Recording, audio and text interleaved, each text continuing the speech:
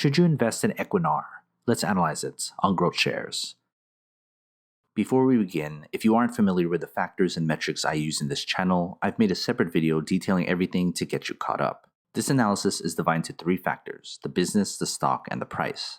Within each factor, a total of 14 metrics from business growth, performance, to intrinsic value.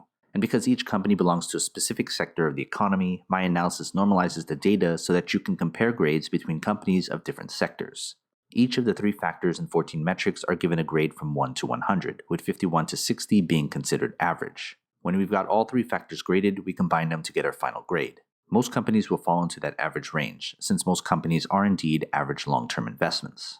I want to stress that this analysis is meant for long-term investors. I encourage you to pause this video anytime so you can better understand the numbers. Let's look at the company's business. The business factor accounts for 45% of the analysis. The business is the most important part of the analysis. Everything else should be secondary when it comes to long-term investing. The question we want answered is, do we think this is a good business to own? The business is made up of these 8 metrics, from growth, efficiency, to market dominance. Each are weighted based on importance to the business factor. So here are the 8 metric grades for the company.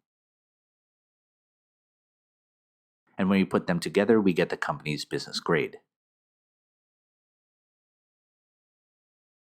Now you know whether this is a good business to own or not. So let's then look at the stock.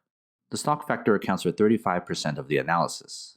The stock is important because we want to know if investors see value in the same business. We still want a return on our investment. The question we want answered is, will the stock grow sufficiently to justify an investment? The stock is made up of these 5 metrics, from performance, dividends, to Wall Street analysis. Each are weighted based on importance to the stock factor. So here are the 5 metric grades for the company. And when we put them together, we get the company's stock grade.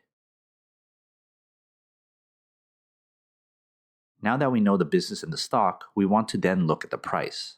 The price factor accounts for 20% of the analysis. The price is important because it tells us whether the company's stock price is attractive enough for us to buy in. The question we want answered is, what is the most we'll pay for the company's stock?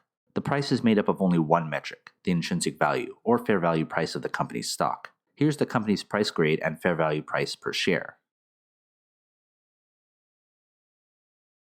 So before we get our final grade, consider becoming a GrowthShares patron and get access to my spreadsheet with every grade from every company I've analyzed. It's updated all the time. Head to patreon.com/GrowthShares or click on the link in the description. Let's put our 3 factors together to get our company's final grade. And here is our company's final grade. This analysis uses public financial data and a proprietary algorithm to come up with the company's grades. But what are your thoughts? Do you agree? Comment below. Want to talk business? Email me and follow the instructions on the screen. Invest wisely, and as always, take care of your money.